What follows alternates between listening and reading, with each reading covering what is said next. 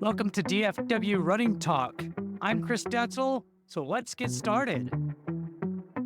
All right, welcome to another DFW Running Talk. I'm Chris Detzel, and today we have two special guests, Eric Lindberg and Sharon Lindberg. How are the two of you today?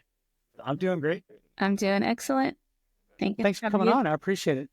You guys are all around Dallas-Fort Worth, putting on these running events and everything else, and I thought to myself, I see you guys all the time, and I was like, it would be really cool to have a conversation to get to know the two of you. So again, thanks for coming on. And Eric, I'm going to start with you.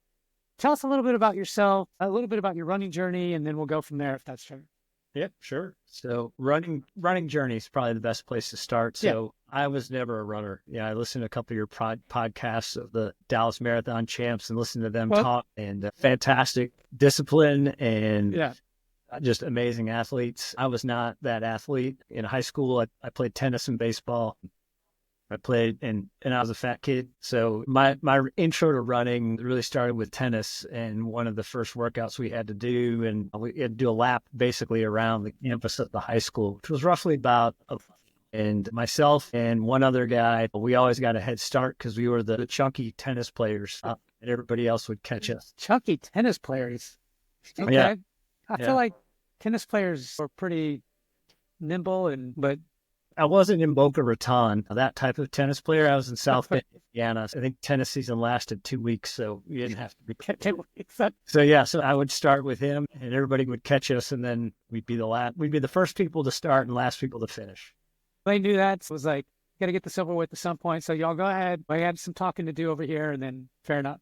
Yeah, we were the turtles. But what I realized later in life, not in high school, was that was a great way to lose weight. And I've played slow pitch softball, and when we moved to Dallas in 98? Yeah, 98. And I was just struggling to get to second base, struggling to first base.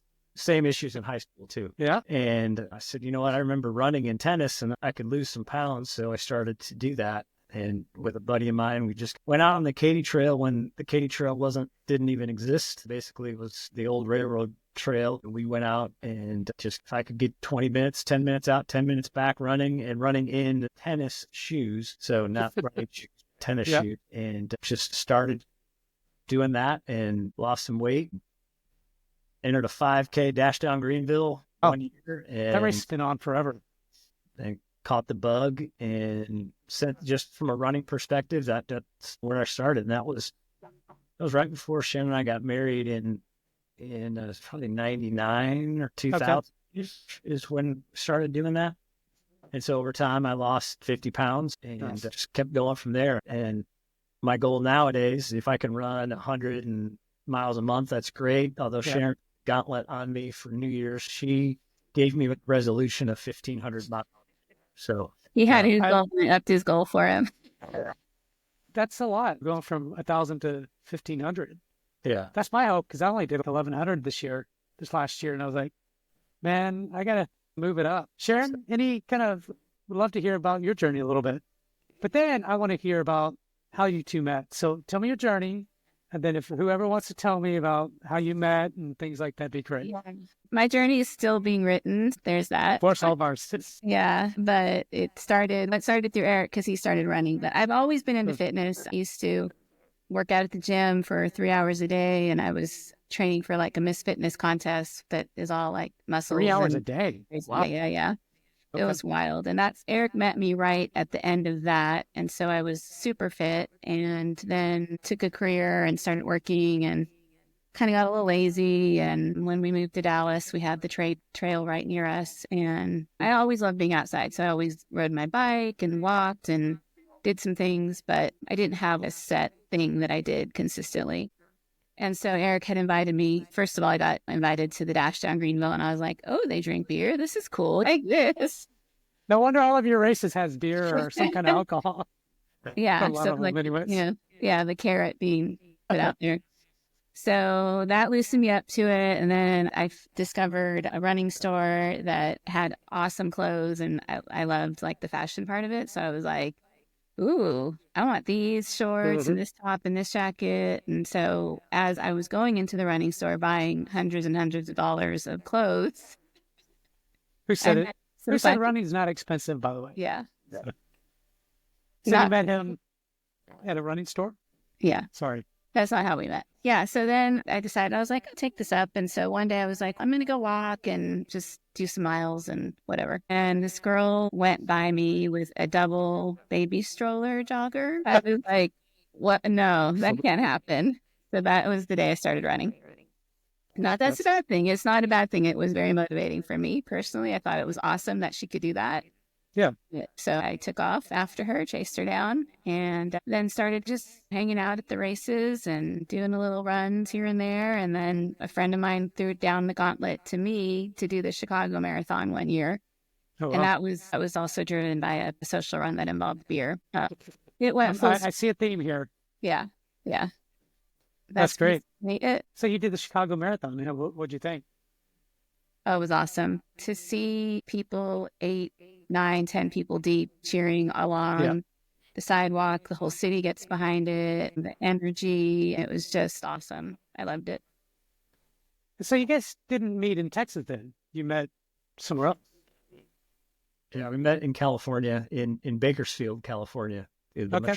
So that is. So I was back in college, started marketing I tell the story, it's all pre-Jerry Maguire. So there was no such thing as sports marketing when I was in college. And when I graduated, I had my choice of internships. I was working at a Play It Again sports store and was the manager there in Muncie, Indiana. And there was a new store in Indianapolis and they needed somebody to manage it. So I could do my internship as the manager there, or I could join the staff at the Indiana Pacers and do my internship with the Pacers. It was not a hard decision. Went to Indianapolis. It was on their summer sales team. It was great. It was the years of Reggie Miller and the evil New York Knicks and Spike Lee. Remember all that? Jordan's comeback. It was an insane time and just a whole lot of fun, and just caught the bug and said, this is fun. How do I work in this space? And everybody's young, and again, pre-Jerry Maguire, so the way to move up, you had to move out. So I bounced around and always continuing to look for that next promotion, next raise. And it may sound funny, I went from being an intern at the Pacers, which you don't get paid anything, it's commission only. Yeah. Eventually, what moved me out to Bakersfield, if you can believe this, was a hockey team, the Bakersfield Fog, West Coast Hockey League, minor league hockey team. I'd say our biggest claim to fame was Wayne Gretzky's brother, Keith, was our coach. That's cool. Yeah, cool. But we played in this auditorium that didn't even have, the year before I got there, didn't even have glass up. They had chicken wire. So it was definitely a slap shot moment.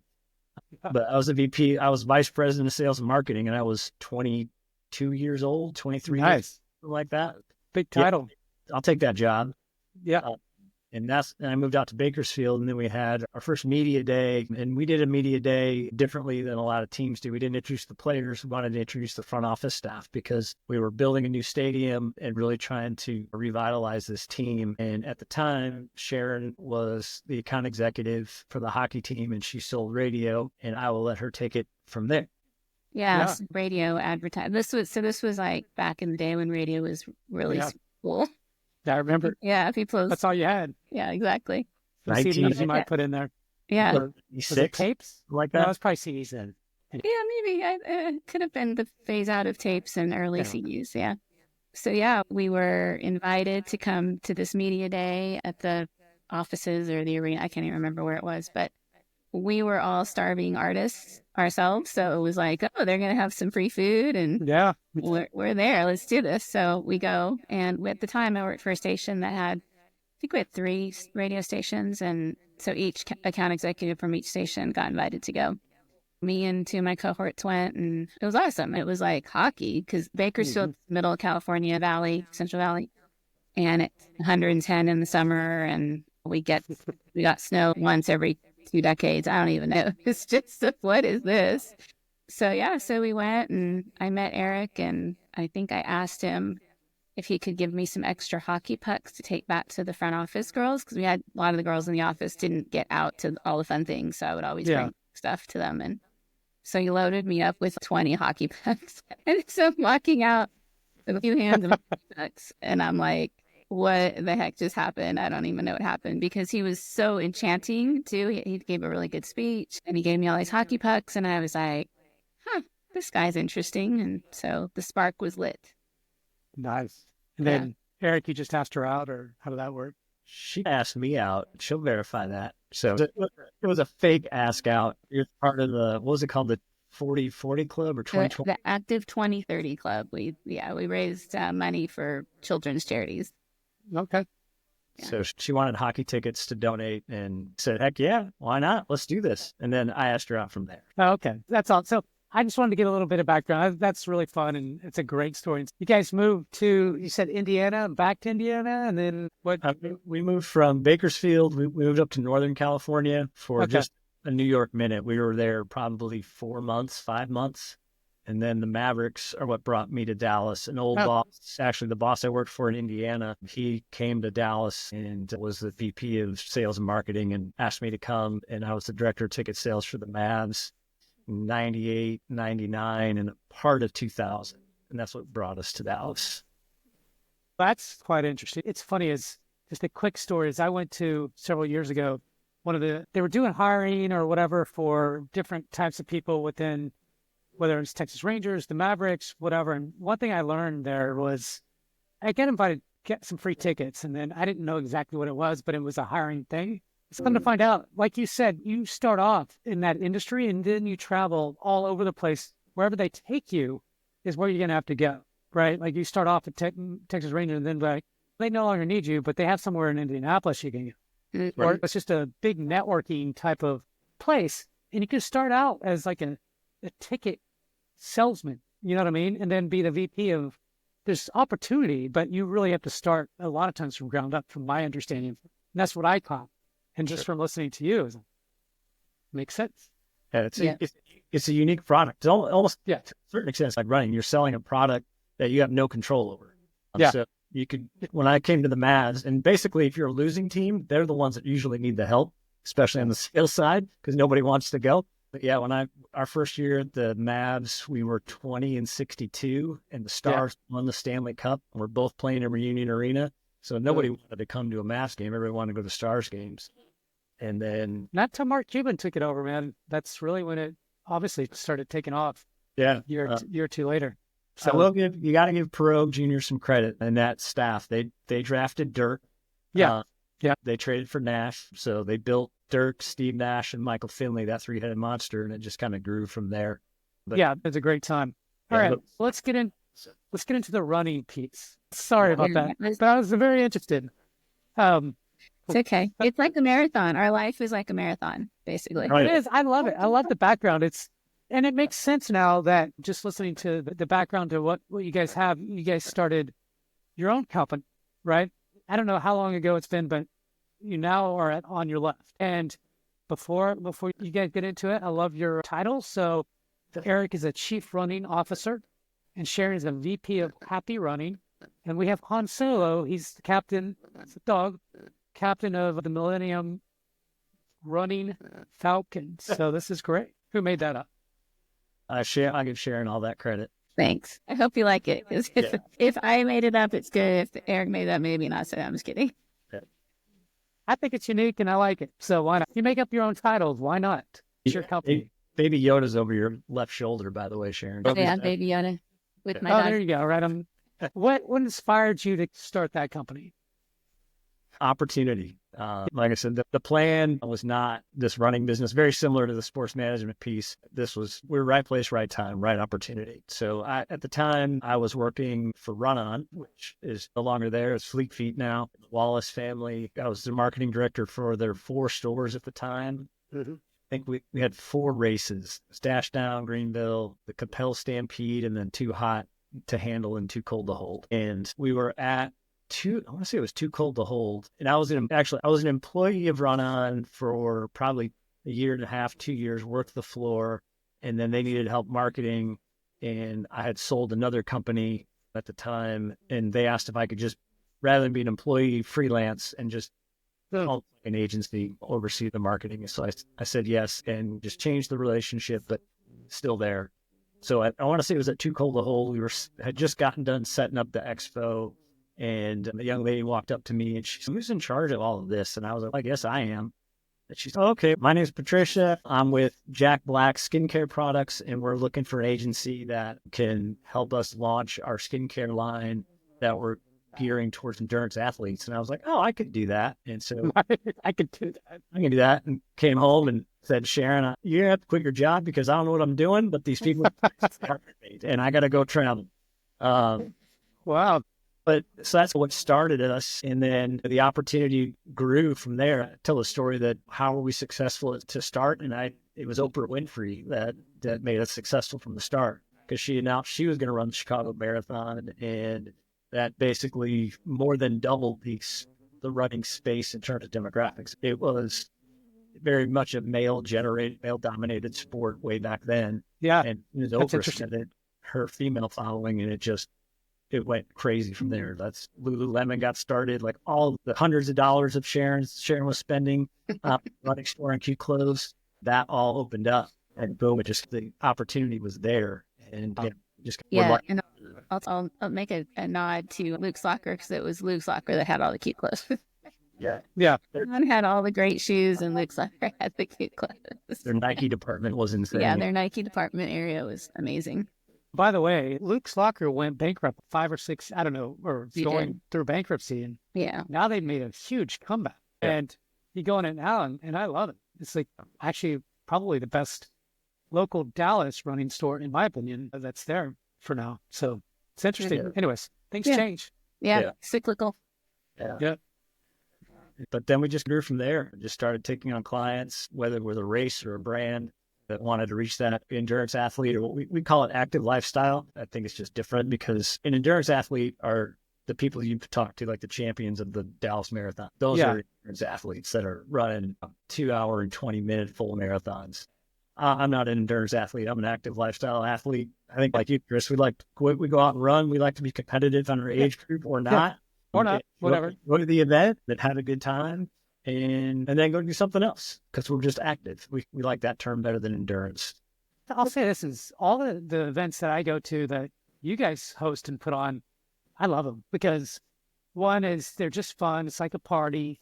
Two, it's competitive. And three is you have alcohol there most of the time. Not at all of them, I don't think, but at a few of them.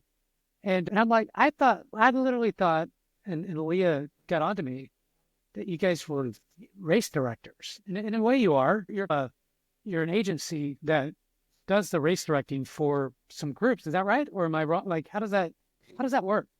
Yeah. So I think we've evolved over time into what we are today. But initially, I think we were more of event marketing managers and brand managers that evolved into race directing. But at the forefront, I have a marketing background and I used to work for an event management company.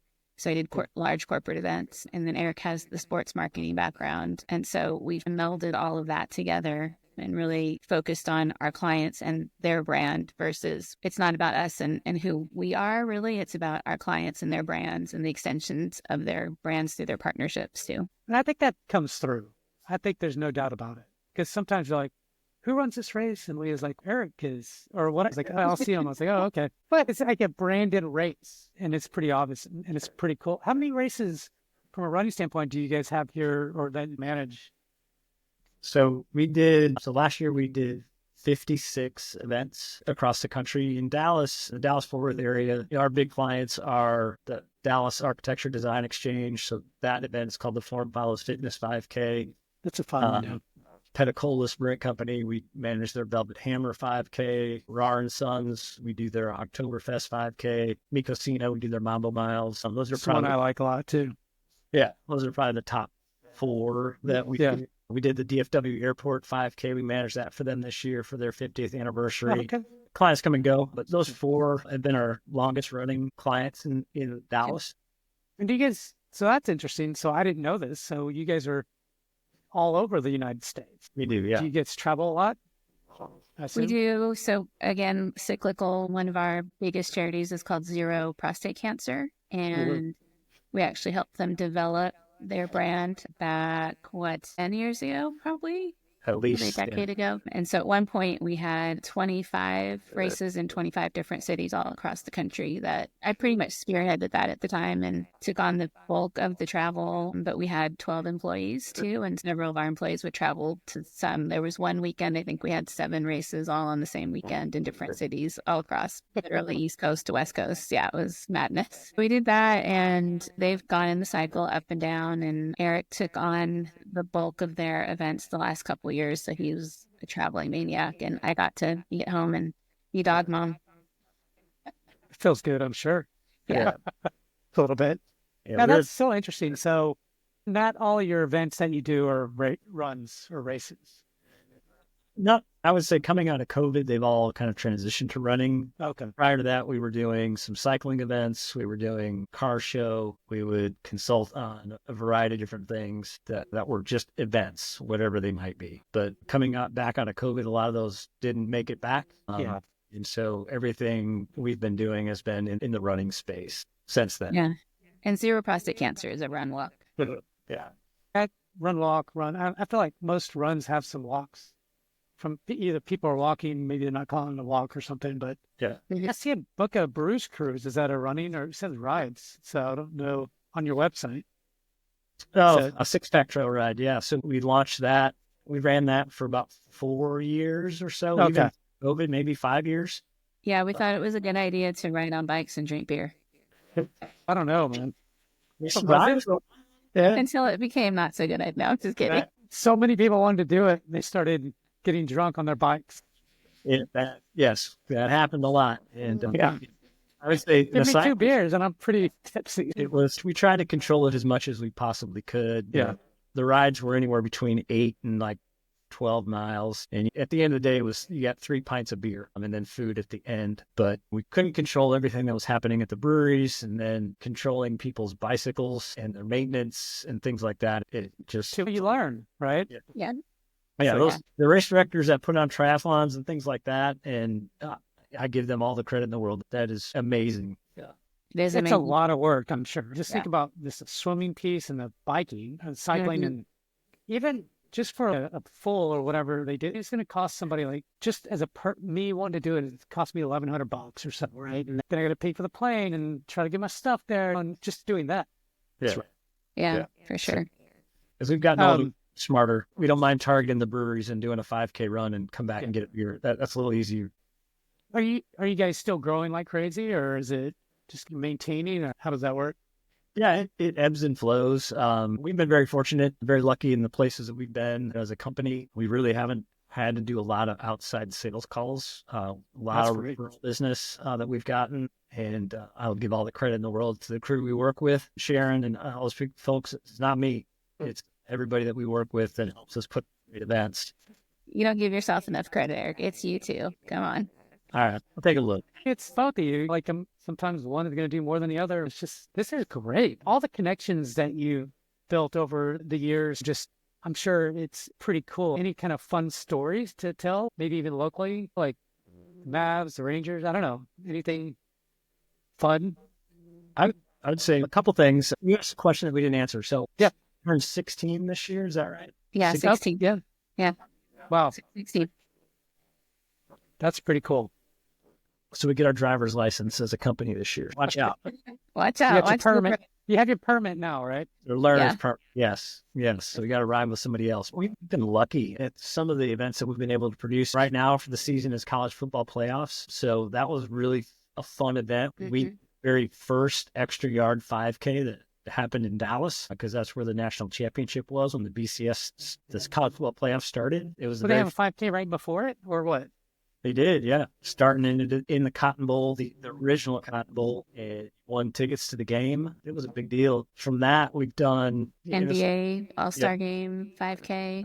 That was fun. We always have stories though. Like we always have things that happen throughout the year. Like we had one in Kansas City, I think, where a portalet got knocked over in the middle of the night, and so we were doing our route check in the morning right before the race, and this portalet's like toppled over.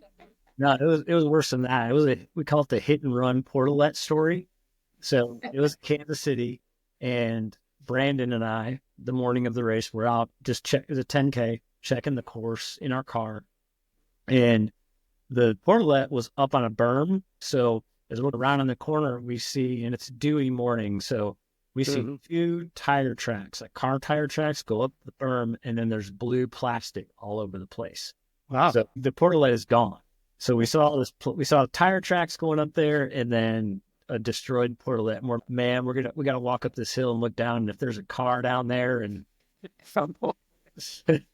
covered in blue portalet liquid. Wow. So we were fortunate. We were lucky. There was not. We saw the car tracks did go off a different direction, but somebody hit and ran that one. What y'all did? Just couldn't really move it, right? Or could you? It was destroyed. There was nothing left. It was. So we had to call the portalet company, United Rentals or whoever it was, at 5 o'clock in the morning on a Saturday before the race. Good luck. How do you get portalets back out there for a prostate cancer charities? And so those portalets are going to be used. So they're important. Very important. So this is when paying your vendors early and on time is very important in the industry. So they'll do you. Oh, yeah. You need one. Yeah. Well, and you guys don't have control over that, do you? Do you manage the vendors too, or no? Oh, yeah. Oh, you do? Yeah. Okay. Yeah. So you do. All right. Some of our clients, we do everything for them. Okay. Basically, it's like you are the race director in a way, but it's their brand that you do it with. Exactly. Yeah, it's like race directing on steroids or whatever. Yeah. Basically, the race director do all these races everywhere. Vitamins are better. Yeah. How do you? So you guys are doing a lot of these races, and one of the biggest opportunities, from my experience in just working with other race directors, is the volunteers. How do you guys manage that from every place you go to? What do you do? Yeah, it's a challenging. Honestly, we do with all of our clients, we try to encourage them to hire temporary staff versus finding volunteers. Some of the positions for folks are super critical to the event. And as much as volunteers are amazing, if you get a 50% show up, no show factor, it's just almost impossible to manage events with that. And you don't know until the morning of the event, like especially a lot of the water stop people and course monitors and things like that. You know, that's right. Don't show up. Yeah. Look at the Super Bowl in Dallas, the year of the freeze. They had so many volunteers that basically showed up, put their shirt on, walked into the stadium, went in the bathroom, took their shirt off, and enjoyed the game. Wow. That is, I'm not saying we have amazing volunteers that help us. We have a great core group of them that are always there for us. And we treat them very well and give them great gear, shoes, all this stuff all throughout the year. But when you need 200 volunteers to oversee a marathon course, you got to ask for 400 or 500, and maybe you get 100 of them that show up at o'clock in the morning when they got to be there. So it's a challenge. So we encourage a lot of people, all of our clients, we encourage them to hire, and we go out and find temp staff. We use a temp agency that. Okay, so you guys know, obviously.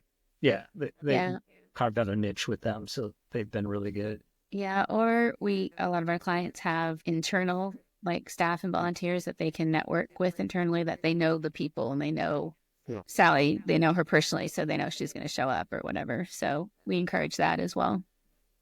Yeah. It's different because some of these race directors have volunteer kind of programs that you really have to build out. So it's another aspect of that entire thing. It sounds like you guys have some volunteers, but really push for those folks to hire them, or maybe use some internal people that might work out too. Yeah, which I think is great because it adds to the economy. There's a lot of event staff that need jobs and hours, and so it's perfect. Yeah. And you need, if you're overseeing this whole volunteer program, you almost need a full-time position to do that, because you got to be engaged with them all the time. It's funny because you guys have made a living out of this, and I love what you're doing. It sounds like a ton of fun, a lot of work, obviously, but you guys just have the background to do something like this. It's just really cool to see. And there's not really many race directors-ish, but that have that background that, I mean, you guys are all over the United States, it sounds like. So that's even another aspect of it. So if you had to have volunteers for that. Yeah. Oh my gosh. Yeah. We were in 15 markets this year. So in different clients. So your volunteer, for one event, is tied to that specific charity and loves it, but you've got another event 2 weeks later that's in a different market. That person's not going to volunteer there. One of the things that it seems like you guys only do 5 and 10Ks. I'm not saying ever. I think there's a half marathon balloon festival. Or do y'all still do that one, or? We don't anymore. It doesn't exist, but. But that one had a half marathon to it. But for the most part, the bigger parties and the kind of where the crowds are, in my opinion. It seems, not to say, hey, there are the Dallas marathons and the others, but not those other ones aren't that big. Like, it's just like the 5Ks and 10Ks. It's like, you guys bring a crowd. You know how to market that. It's obvious. So you guys do a really good job. Is that kind of a niche that you say, okay, 5 and 10K is about what we need to, or 5Ks even? Yes and no. Having managed the Plant Bloom Festival we did it almost 10 years. Yeah. It was also a party. Yeah. It was. Yeah. And the festival was awesome. It was an awesome event, all in all, I'm sure. But I give credit to just very much similar to those triathlon directors and things like that. Closing 13 miles worth of road, 26 miles worth of road, that's a full-time job, especially in Dallas or any of the major markets. There can be a new construction project that the city's not aware of and doesn't talk down to the special events department and doesn't understand that the road's got to be closed on this day and you've got 5,000 runners coming across, and it can happen overnight. And we see it in 5Ks, like just the Form Files Fitness in downtown Dallas. We'll ride the course 3 days in a row before the event just to make sure that streets didn't decide, hey, we're gonna put in any water here and good luck to you. We've had that happen. We've had to work through it, and you got to make adjustments. But yeah, I think as we've gotten older, we've done mud runs, just insane stuff, just all kinds of stuff. Yeah, got smarter. And I'm not saying you shouldn't do it as an event director. If you can, great. But man, it's a lot of work, and having the amount of clients and the kind of the workload we have right now, I don't think we'd be interested in overseeing a distance race like that, unless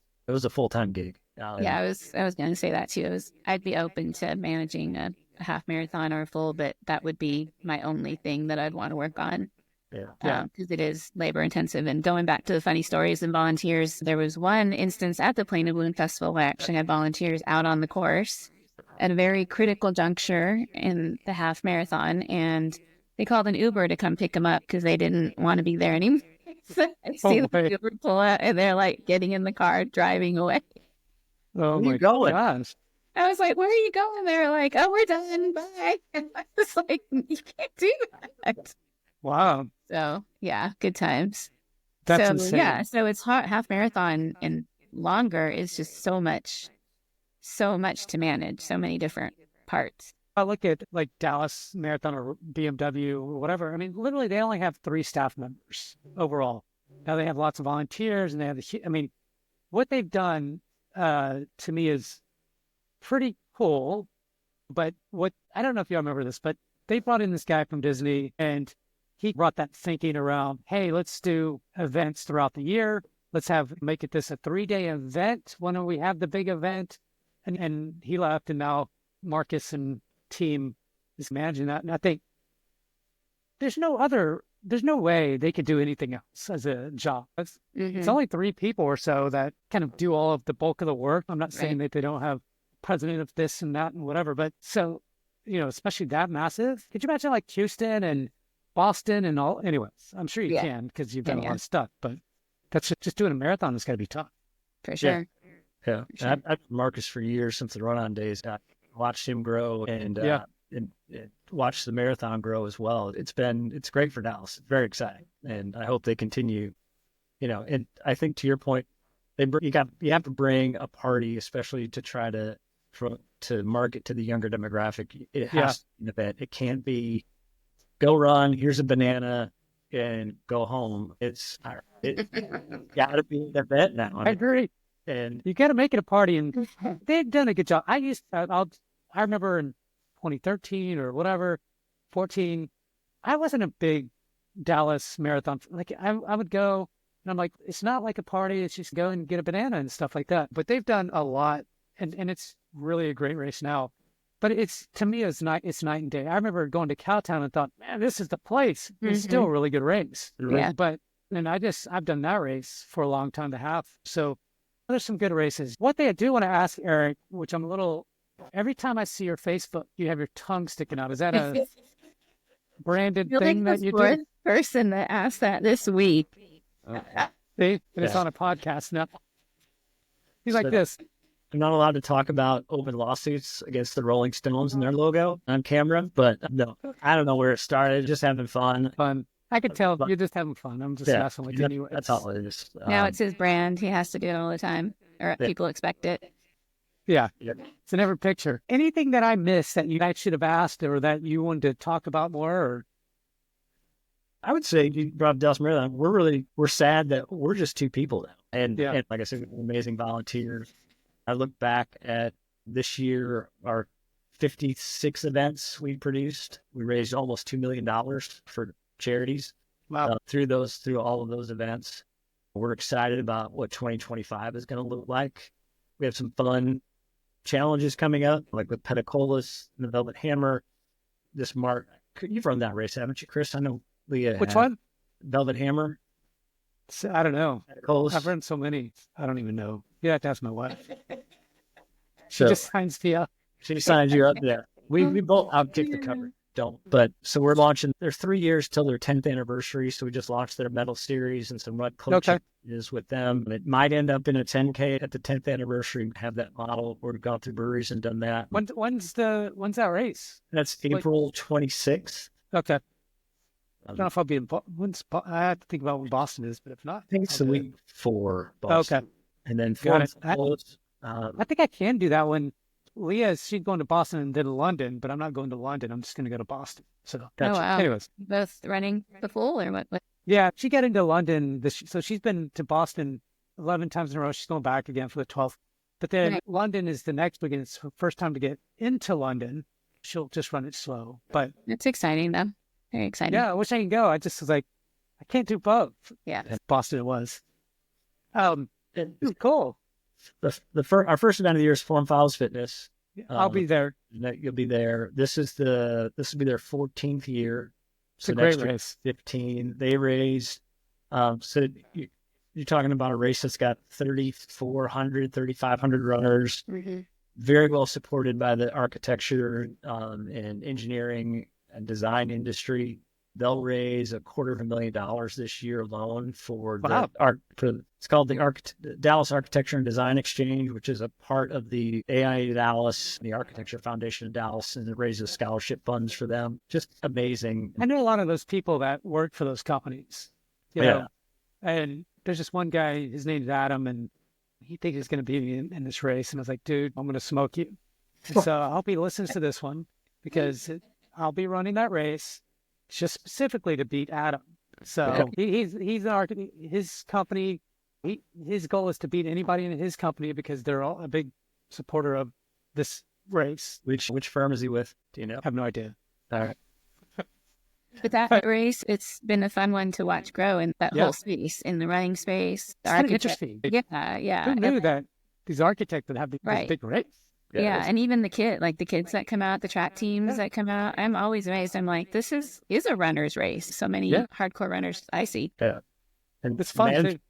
Managing the sponsors is harder than managing the runners because there's 100 of them. And I'm sure they're there. But I love it. Great relationships since we've been doing it since the beginning. Great relationships with all those companies, and they're just so much fun to work with. But it's a monster at the beginning of the year, so it makes us shake the rust off a little bit for the year, and then it's over in an instant. I think that's one of the amazing things about some of these 5Ks is you put your heart and soul into this thing, and most of the people engage with this product for maybe 2 hours over the course of the year. Exactly. And then it's done. So staying relevant, like kind of what the Dallas Marathon has done, we follow that model too with all of our clients. It's hard because look how many races there are. Everybody wants to put on a race and talk about a race, and staying relevant is got to be hard. And what I can tell from what you guys have done is pretty amazing. And and again, I'll go back to that party atmosphere, but you go to Warm Follows Fitness, you have all these vendors, they're actually giving, I don't know, you got to give your audience something. And so they do. The swag is cool. Like Mambo Miles, for example. I don't know when y'all started that, but it's literally one of my favorite races for a 5K. And I'm thinking, I don't know what these guys are doing, but this is cool as hell. Like we want to, like one time, like 3, 4, I don't remember, years ago, Leah ran it and she won all of women. There's 1,000 girls there. And she beat them all. Oh, it just matters who showed up. I said, you showed up. So it's cool, you know? Yeah. The tequila garden is epic for sure. Yeah. This is year 5. Year 5. Yeah. Look what you've done just in 5 years. I know. Like, where did this come from? And how has 5 years gone so fast? So, yeah. It's insane. Yeah, I think Eric's point is we have more like micro clients and climates, but we have these smaller clients that we put on these events for, and they're growing, and that's been fun to watch because one day one of our races is going to be 10,000 people, I'm hoping, and it's going to be amazing. Looking at some of the numbers, I had a friend that sent us a world of, what's the publication? WSJ? Yeah, sorry. I had a moment. And they were talking about all the marathons and the number of people that ran this year. And I think it was New York had 55,000 that ran the marathon, which was a all-time record. So we're back on the up again after COVID. It's taken 5 years to do that. And I don't think people realize that it's taken that much time for everyone to build back from that. I didn't know that either. I figured the first year or two was tough, but yeah, it does feel like it's growing more. Yeah. And so with smaller clients and smaller races, we have more pressure, right? Because we don't have as many big sponsors and big resources to pull from. So we literally have to watch our pennies and dimes and dollars. And with inflation, it's been a new challenge for us. It's okay, how do we keep all the things and make all the things fun and not raise prices that much, but still do the things that we need to do to make a profit for these good point. companies? Yeah. Yeah. So. I think for the industry, so Chris, my mom I had this conversation with my mom. Every time I call her, she calls me, how's business? And since 2020 and the COVID years of 2020 and 2021, for all these event directors, for the events that have taken place, the companies that support them, timing companies, traffic control companies, that sort of thing, it wasn't just about losing those 2 years. And if you go back, look at stats, 2019 was a boom year for running. And obviously then it was gone. But you don't make up those 2 years by having one good year. It takes, you lost all of 2020, you lost basically all of 2021. You need to have years that are good as twice what 2020 was going to be to make up for 2020, because you lost 2020 and the next year. And just because you had a good year in 2024, you need all that lost revenue and those lost participants and that sort of thing. It needs to be doubled so you can make up for that year. Anybody that's listening to this, go out and run a 5K, 10K, whatever it may be. Run them all. Bring some friends. Bring friends. Yeah. Yeah. Also be cognizant of the economy. Running is not adverse to inflation. Everything costs more these days that we do. All the labor costs more. Metals cost more. The shirts cost more.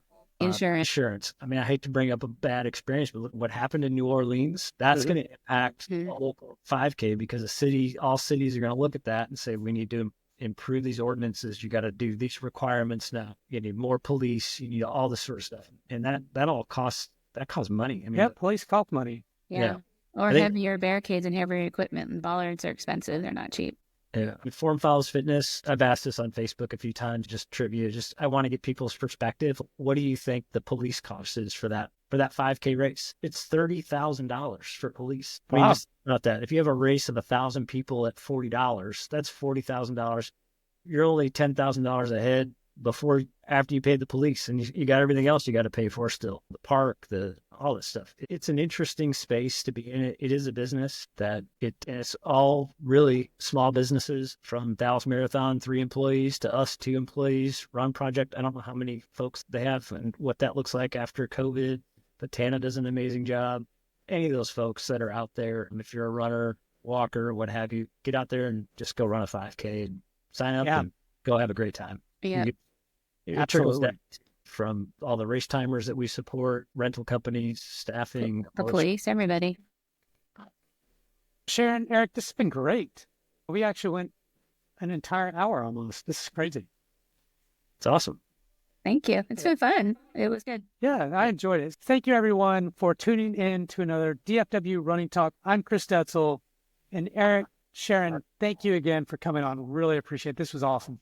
Thanks. Well, thanks for having us. Don't forget to rate. Happy New Year, everybody. And don't forget to rate and review us. Thank you.